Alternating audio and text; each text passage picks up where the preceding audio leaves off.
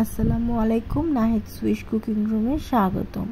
দারুণ মজার এই সবজিটি রুটি দিয়ে খেতে সকালে দুর্দান্ত লাগে। এই সবজিটি যে কোনো সবজি দিয়ে করা যায়। আমি করেছি পটল দিয়ে। এখানে লাউ, পেঁপে, ঝিঙ্গা, কুশি এ ধরনের পানি জাতীয় সবজি দিয়ে করা যেতে পারে। রান্না করা খুবই অল্প সময়ে, খুবই সোজা, খেতেও দুর্দান্ত। আমি একটি কড়াইতে পরিমাণ মতো তেল দিলাম। তেলটা অল্প দিতে হবে, কারণ রান্না শেষে এই তেলটাকে বেশি মনে হবে। সেই সাথে এখানে বেশি করে ঝাল, পেঁয়াজ আর রসুন দিয়ে দিচ্ছি। চুলার আঁচটা কিন্তু খুব কম আঁচে কড়াইটা জ্বলছে। এর মধ্যে দিয়ে দিলাম জিরার গুঁড়া। আপনারা চাইলে এখানে জিরা বাটা দিতে পারেন। তারপরে আমি এখানে দিয়ে দেব হলুদের গুঁড়ো আর একটু ঝালের গুঁড়ো। ঝালটা অপশনাল, আপনারা যেমন চান কম বেশি, তবে সবজি রুটির সাথে খেতে গেলে সেটার ঝালটা মিডিয়াম থাকলে ভালো লাগে। আর লাল ঝালটা দেওয়ার কারণ হচ্ছে একটু কালারটা সুন্দর আসে। এরপরে আমি এর মধ্যে দিয়ে দেব আদা বাটা ও রসুন বাটা আর পরিমাণ মতো লবণ। এইগুলো দেওয়া হচ্ছে মেইন ইনগ্রিডিয়েন্টস, একদম হাতের কাছে থাকা মশলাগুলো। আর পেঁয়াজ বাটা ব্যবহার না করে আমি এখানে পেঁয়াজটাকে মোটা মোটা করে কুচি করে দিয়েছি। রসুনের কোয়াগুলো আস্তে আস্তে রেখেছি। এবার এগুলো খুব ভালো করে নাড়াচাড়া করতে হবে। এই অবস্থায় আমার চুলার ভলিউম কিন্তু একদম কম আছে, উচ্চ তাপ এখনও দিইনি। এরপরে আমি এর মধ্যে একটু গরম মশলা দিয়ে দিলাম, যে গরম মশলাটা আমি নিজে হাতে তৈরি করি।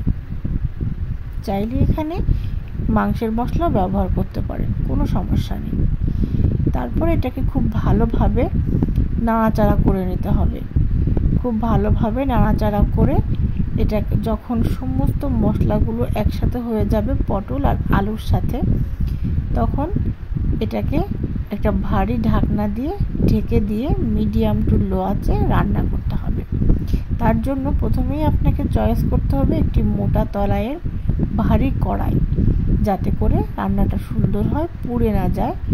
আর এই পটলের গায়ের পানি আর মশলার পানিতেই কিন্তু এটা ভাজা হবে।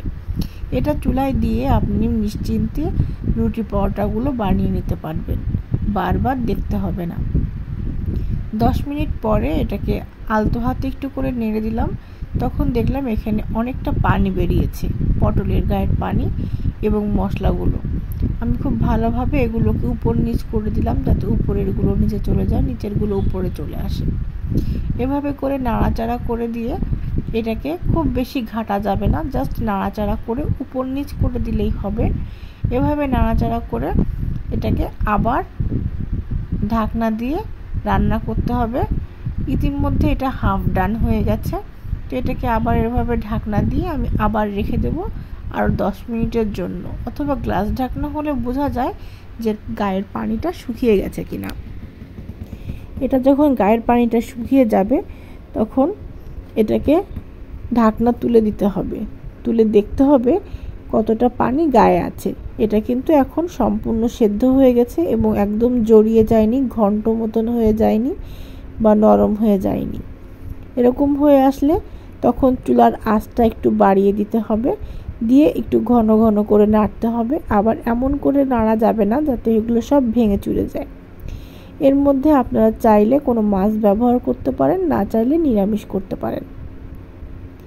এইভাবে করে রান্না করার পরে আপনি এই ভাজিটা সকালবেলা রুটির সাথে পরিবেশন করতে পারেন, রাতের বেলাও, ইভেন ভাত দিয়ে খাওয়াটাও কোনো সমস্যা না। আর সেই সাথে দেখিয়ে দিচ্ছি যে ভাজিটা যখন হয়ে গেছে, ভাজির পানিটা শুকিয়ে গেছে, তখন এখানে ভেতরে তেলগুলো কিন্তু জমা হয়ে গেছে। যেই তেলটা দেওয়া হয়েছিল সেই তেলটা এখানে জমা হয়ে গেছে। তাই এখানে পরিমাণ মতন বুঝে শুনে যতটুকু তেল খেতে চান ততটুকুই দিবেন, তার বেশি দেওয়ার কোনো প্রয়োজন নেই। এইভাবে হাত মাখা করে এই ধরনের সবজি কিন্তু রান্না করা যেতে পারে। আসছে শীতে অনেক রকম সবজি থাকবে, একটি অথবা একাধিক মিক্সড সবজি এভাবে করে রান্না করে রুটি ভাজির সাথে ভাজি হিসাবে রুটির সাথে পরিবেশন করতে পারেন। ইভেন ভাতের সাথেও খেতে পারেন। তো আমার ভাজিটি হয়ে আসছে। এবার আমি এরপরে একটু আলাদা ফ্লেভারের জন্য ভাজা জিরার গুঁড়া দেব। আপনারা চাইলে এখানে ধনেপাতা কুচি অথবা পুদিনা পাতা, যেটা যার ইচ্ছা সে সেটা দিয়ে নিতে পারেন। তবে আমার কাছে ভাজা জিরার গুঁড়াটা দেওয়ার এই ফ্লেভারটা অনেক মজা লাগে, বিশেষ করে রুটি পরোটার সাথে এরকম একটি ভাজি খেতে জিরার ফ্লেভারটা আসবে। আপনাদের রুচি হলে আপনারা সেখানে ধনেপাতা কুচি দিয়ে দেবেন। এবার নাড়াচাড়া করে রেখে দিলাম, আসছে গরম গরম পরিবেশন করতে। এই ছিল আজকে মজাদার দারুণ রেসিপি পটল ভাজা। দেখা হবে পরবর্তীতে অন্য কোনো রেসিপি নিয়ে। সে পর্যন্ত সবাই ভালো থাকবেন, সুস্থ থাকবেন। আর এই দারুণ মজার রেসিপিটি তৈরি করলে অবশ্যই আমাকে জানাতে ভুলবেন না। আল্লাহ হাফেজ।